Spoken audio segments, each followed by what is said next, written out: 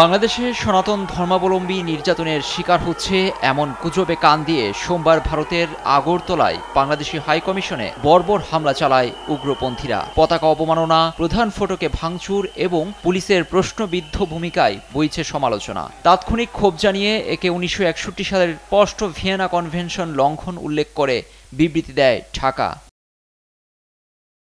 এ ঘটনায় চাপে মোদি সরকার। ফলে হামলায় জড়িত সন্দেহে মঙ্গলবার কয়েকজনকে আটকের কথা জানিয়েছে আগরতলা প্রশাসন। পশ্চিম ত্রিপুরার পুলিশ সুপার কিরণ কুমার জানান, বরখাস্ত করা হয়েছে 3 জন সাব ইন্সপেক্টরকেও।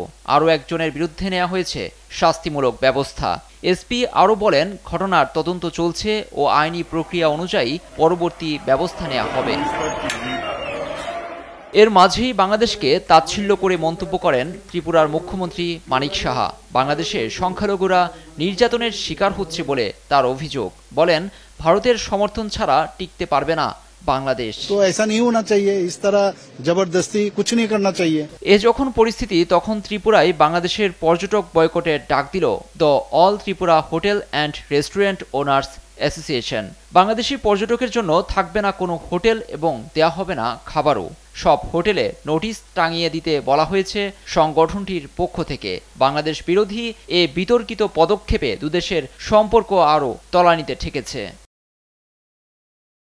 লুৎফর কবির, নিউজ ডেস্ক, দেশ টিভি।